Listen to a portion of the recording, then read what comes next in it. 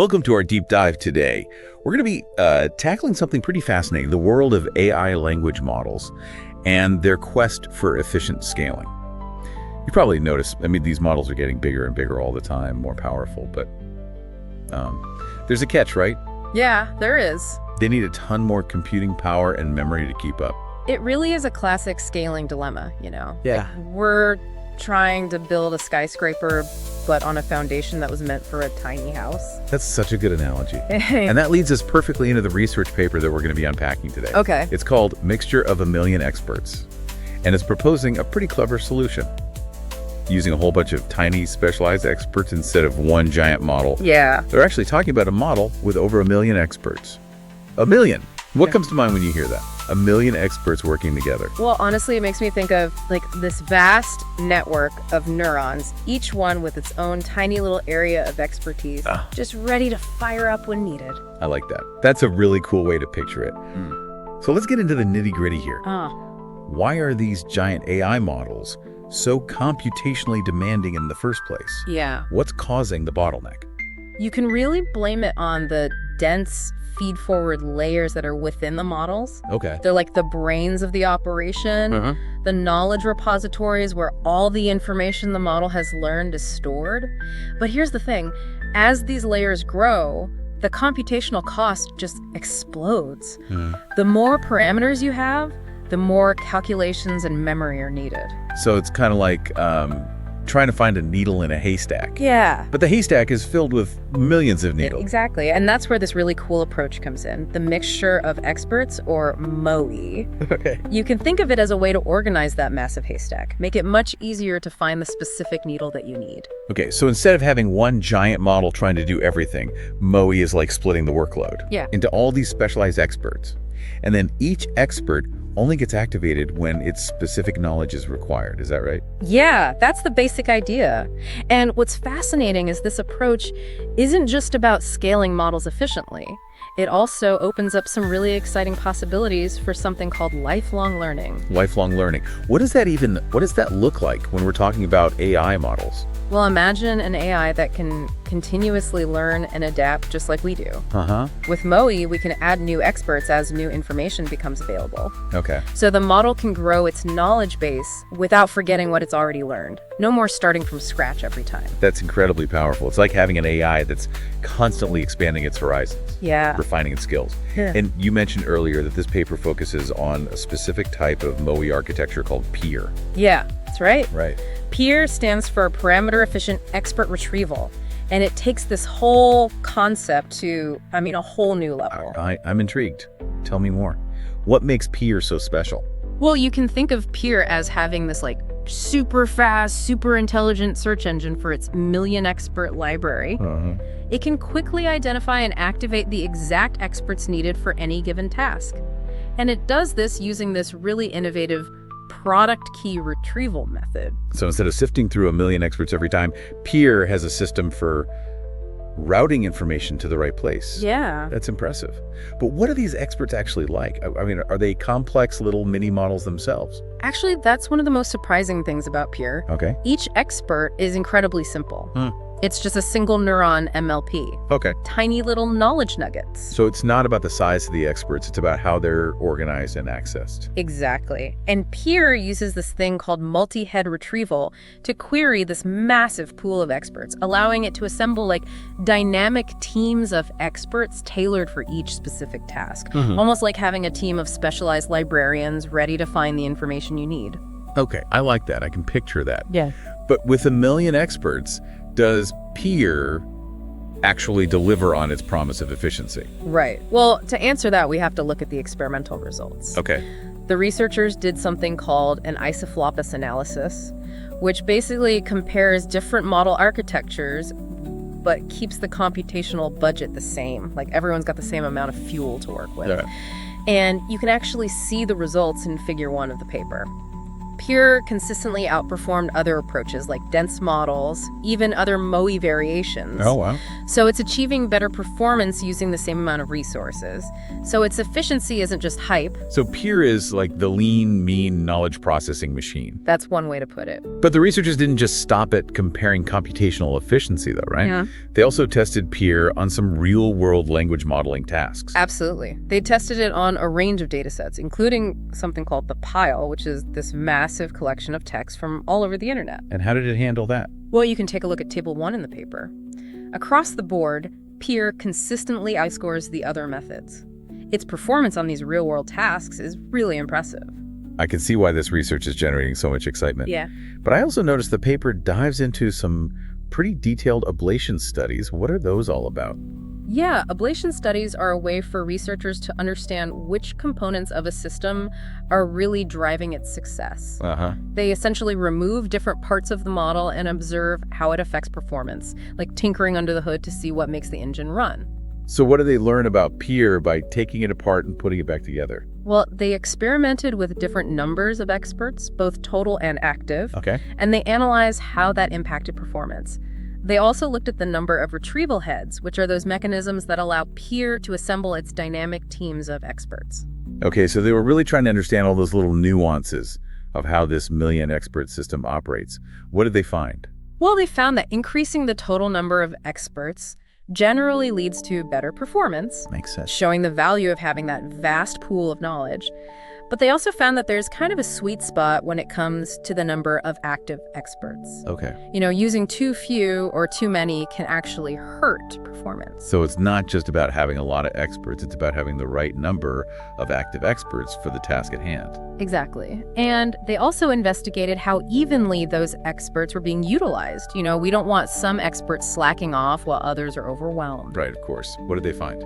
Surprisingly, even with 1 million experts, the usage was incredibly high, indicating that Peer is effectively distributing the workload. They also found that this technique called query batch normalization really helps to further balance that workload and prevent any bottlenecks. So they're making sure all those knowledge nuggets are being put to good use. Exactly. It's fascinating to see how they've addressed all the challenges of managing such a massive decentralized system. Yeah. But let's take a step back for a moment. Okay. Where does Peer actually fit into the kind of evolution of MOE research? That's a great question. You see, previous MOE approaches often struggled to scale to a large number of experts.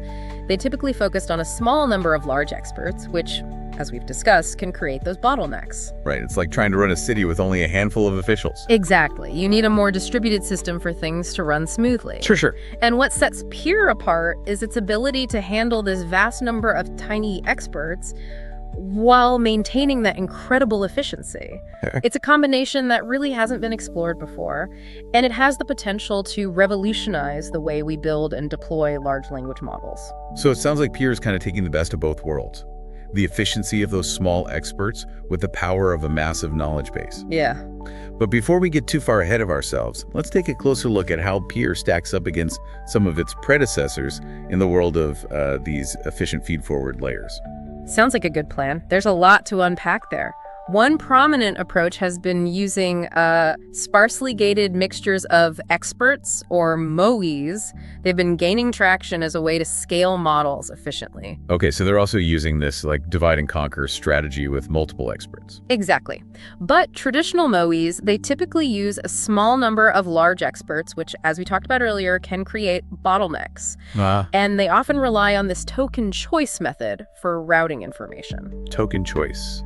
Does that mean that each word in a sentence gets to decide which expert it wants to go talk to? Yes, exactly. But this can lead to some experts getting bombarded with requests while others are just sitting there twiddling their thumbs. That sounds like a recipe for inefficiency. Yeah, it can be.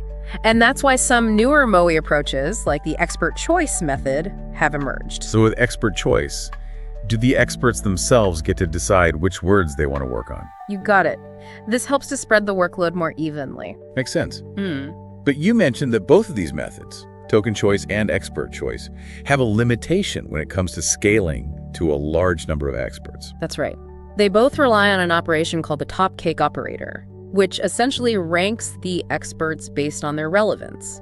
But this operation, it gets really computationally expensive as the number of experts increases. So trying to rank like a million experts would take forever. Pretty much. That's why these methods are typically limited to, a few hundred experts at most. Okay, so traditional MOEs, while a step in the right direction, aren't quite ready for the million expert club. Right. What about other approaches? I remember you mentioning something about deterministic hash tables. Ah, yes. Those are an interesting alternative.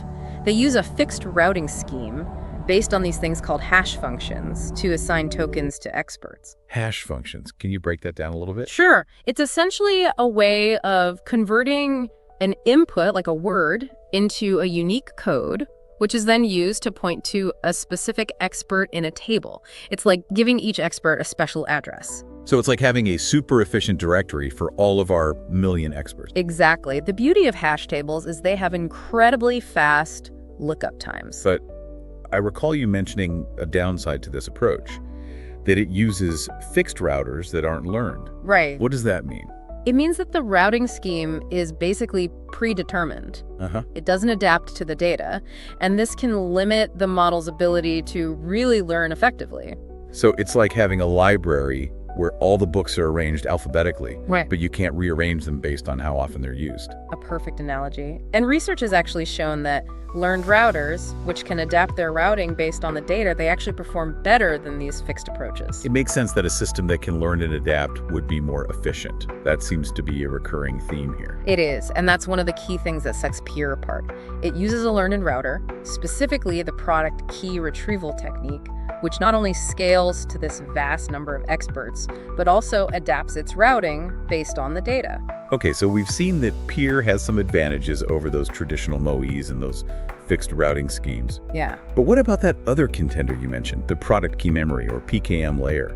What's that all about? PKM is a fascinating approach. It's also retrieval-based, but instead of retrieving functions like experts, it retrieves these static memory vectors. Static memory vectors. So it's like having a giant encyclopedia of facts and figures instead of a team of experts who can reason and apply knowledge. Exactly. PKM can be very effective for certain tasks, especially those that rely heavily on memorization. But it sounds like Peer takes things a step further by incorporating those thinking experts. Indeed. By combining learned routing with a vast number of adaptable experts, Peer really opens up this whole new world of possibilities for building more flexible and intelligent AI models. This is really making me think about the potential of Peer for something like parameter-efficient fine-tuning. Oh, yes, PEF. That's a hot topic in AI research right now. Yeah. It's all about making these massive models more adaptable and customizable without having to retrain the entire thing. Sounds like a good way to avoid those computational headaches we talked about earlier. Exactly. And Peer, with its lightweight experts, actually aligns really well with this whole PFT philosophy. So how would Peer work with PFT in practice? Let's say you wanted to adapt your million expert Peer model for a specific task, like translating legal documents. Okay. Instead of retraining all those experts, which would be incredibly computationally expensive, you could just focus on fine-tuning a small subset of them, the ones specializing in legal language. So it's like sending a few of your librarians to a specialized training course instead of retraining the entire staff. Exactly. That's the power of parameter-efficient fine-tuning techniques. You can make these targeted adjustments without having to touch the vast majority of the model's parameters. That sounds incredibly efficient. Yeah. How does this connect back to the Peer research that we're talking about today? Well, the authors of the Peer paper, they primarily focus on its efficiency during pre-training and inference, where that small number of active parameters really shines.